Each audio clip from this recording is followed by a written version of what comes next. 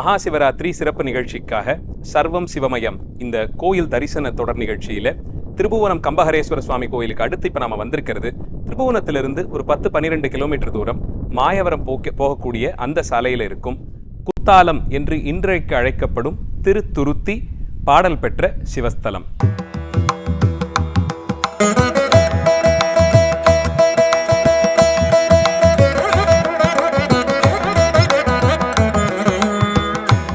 உக்த வேதீஸ்வரர் என்ற பெயரில் சுவாமி எழுந்தருளி இருக்கக்கூடிய திருத்தலம் தான் இது. இந்த திருத்தலத்தினுடைய சிறப்பே இது ஒரு கல்யாணத்திற்கான திருத்தலம். முதலில் பூலோகத்தில் சுவாமியும் அம்மனும் திருக்கல்யாணம் செய்து கொண்ட சிறப்பு இந்த தலத்திற்கு இருக்கு.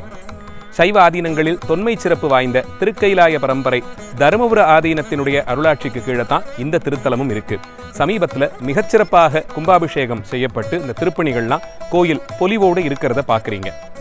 பொங்கி வழியும் பொன்னி நதி காவேரி நதியினுடைய நடுவிலே இந்த திட்டு மாதிரி மணற்திட்டாக இருக்கக்கூடிய இடத்திலே திருத்துருத்தியிலே கோயில் கொண்டிருக்கிறாயின்னு அப்பர் பெருமான் பாடுறார். துருத்தின்னு சொன்னாலே ஒரு மணற்பாங்கான இடம், மணல் மேடாக இருக்கக்கூடிய இடம். ஆனால் இன்னைக்கு காவேரி கோயிலுக்கு வடக்கு திசையில ஓடிக்கிட்டு இருக்கு.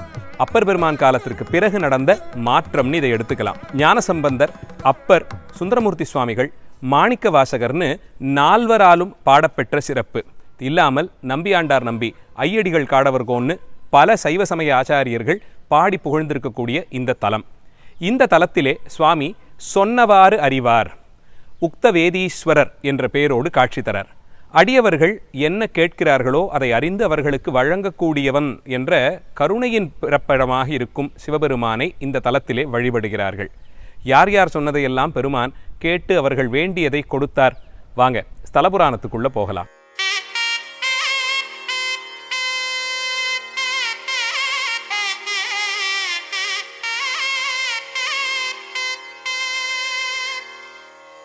துருத்தி என்றழைக்கப்படும் இந்த தலத்தில்தான் பரதமாமுனிவர் என்ற முனிவர் புத்திரகாமேஷ்டி யாகம் செய்து தனக்கு தெய்வாம்சத்தோடு ஒரு குழந்தை வேண்டும் என்று வரம் கேட்க அம்பிகை இந்த தலத்திலே அந்த முனிவருக்கு மகளாக பிறந்து சிவபக்தியோடு கூட தினமும் மணலால் சிவலிங்கம் செய்து வைத்து பூஜை செய்யும் வழக்கத்தோடு இருந்து வருகிறாள்.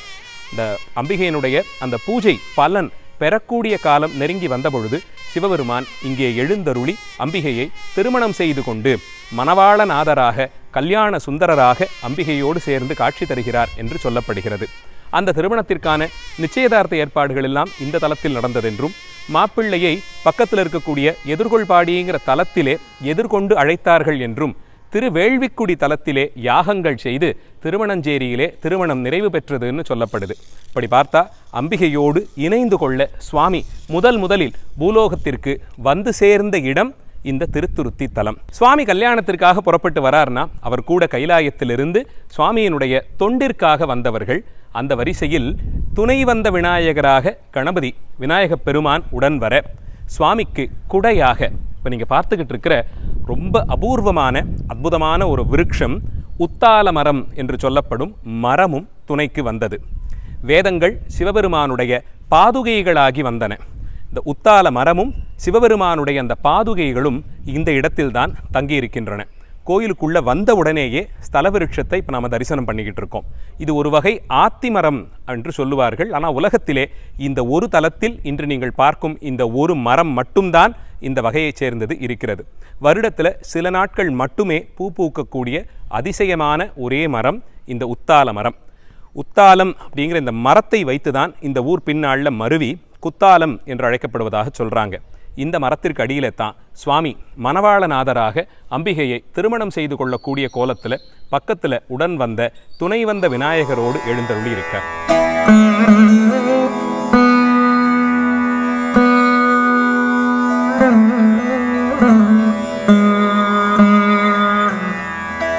திருத்துருத்தி உக்தவேதீஸ்வர சுவாமி சொன்னவாறு அறிவார் சுவாமி சன்னதிக்குள்ளே போகிறோம். 2வது பிரகாரத்தில் இருக்கோம்.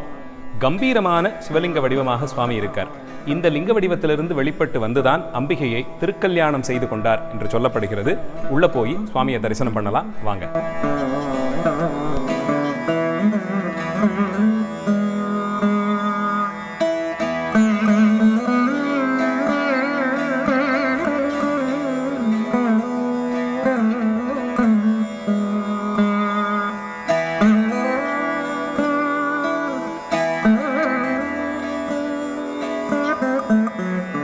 சிவபெருமானை திருமணம் செய்து கொள்ள வேண்டி அம்பிகை இந்த தலத்திலே பரதமாமுனிவருக்கு மகளாக பிறந்து சிவபூஜையை எடுத்துக்கொண்டு நாள்தோறும் மணலாலே சிவலிங்கம் செய்து வழிபட்டாங்க இல்லையா? அந்த வடிவம்தான் இந்த சன்னதியில நாம பார்க்கக்கூடிய வடிவம். பரிமள சுகந்த நாயகி என்ற பெயரோடு அம்பிகை 2 கரங்களோடு இந்த பூலோகத்தில் ஒரு முனிவருக்கு மகளாக பிறந்து நாள்தோறும் சிவபூஜை செய்த வடிவத்தோடு இங்க இருக்காங்க. இது இல்லாமல் அரும்பன்ன வனமுலையாள் என்ற பெயரோடு வெளிப்பிராகாரத்திலே அம்பிகை தெற்கு நோக்கின சன்னதியில இருக்காங்க.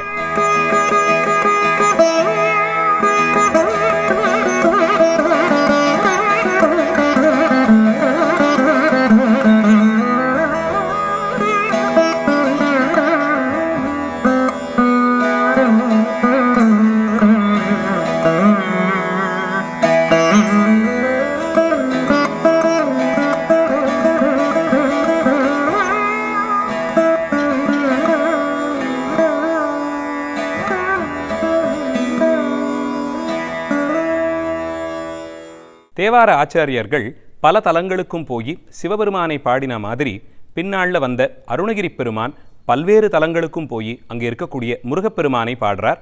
அந்த வாழ்க்கை வரலாற்றில் நிறைய அற்புதங்களும் நடக்குது. அந்த வரிசையில் திருத்துருத்தி தலமான இங்கேயும் வந்திருக்கார், முருகப்பெருமானையும் பாடுகிறார். நான் முருகனிடத்தே ரொம்ப விசேஷமான ஒரு வேண்டுதலை வைக்கிறார்.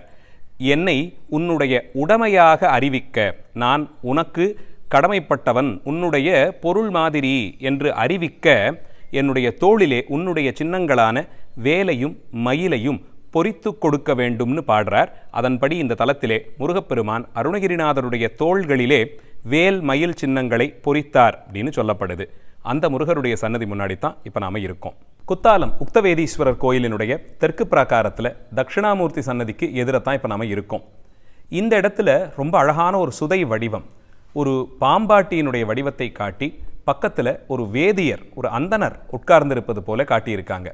இதற்கு பின்னாடி இருக்கும் புராண வரலாறு என்ன? புராண காலத்திலே இந்த திருத்தலத்திலே வசித்து வந்த ஒரு சிவவேதியர் காசி யாத்திரை செய்து கங்கையிலே நீராடி விஸ்வநாதரை தரிசனம் பண்ணணுங்கிற ஆசையோடு இங்கிருந்து புறப்படலாம்னு நினைத்தாராம். இந்த திருத்தலமே காசிக்கு நிகரான தலம், இங்கே காவேரியிலே குளித்து இங்கே இருக்கக்கூடிய உக்தவேதீஸ்வர பெருமானை தரிசனம் செய்தாலே காசி தரிசன பலன் கிடைக்கும் என்ற புராண வாசகத்தை நிரூபிக்க வேண்டி சிவபெருமான் ஒரு பாம்பாட்டி வேடத்திலே இங்கே வந்திருந்து காசி யாத்திரைக்கு போகலாம் என்று இருந்த அந்த அந்தனர் முன்பாக இந்த நிகழ்ச்சியை நடத்தி காட்டி அவருக்கு நிரூபணம் செய்து, இங்கிருந்து புறப்பட்டு காசிக்கெல்லாம் செல்ல வேண்டாம், இங்கே காவேரியிலே குளித்து உக்தவேதீஸ்வரரை வழிபட்டாலே காசி தரிசன பலன் கிடைக்கும் என்பதை நிரூபித்து காட்டியிருக்கிறார். உக்தவேதீஸ்வரர் கோயிலுக்கு உள்ள இருக்கக்கூடிய சுந்தரமூர்த்தி சுவாமிகள் சன்னதியில தான் இப்போ நாம நின்றுட்டு இருக்கோம். சுந்தரர் தேவார முதலிகளிலே 3ஆவதாக வரக்கூடியவர், சுவாமிக்கு மனசுக்கு ரொம்ப நெருக்கமானவர். அப்படிப்பட்ட சுந்தரருக்கு ஒரு காலத்திலே சரும நோய் வர அவர் இந்த திருத்தலத்திற்கு எழுந்தருளி இந்த பெருமானை பாடுகிறார்.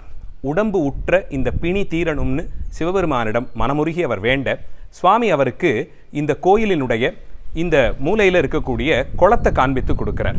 இந்த தாமரை குளத்திலே மூழ்கி எழுந்தால் உன்னுடைய சரும நோய் தீரும்னு சிவபெருமான் சொல்ல, அதன்படி சுந்தரமூர்த்தி சுவாமிகள் இந்த குளத்திலே மூழ்கி எழுந்து முன்பை விடவும் இன்னும் அழகான பொலிவோடு கூடிய திருவுருவத்தை பெற்றார்னு சொல்லப்படுகிறது.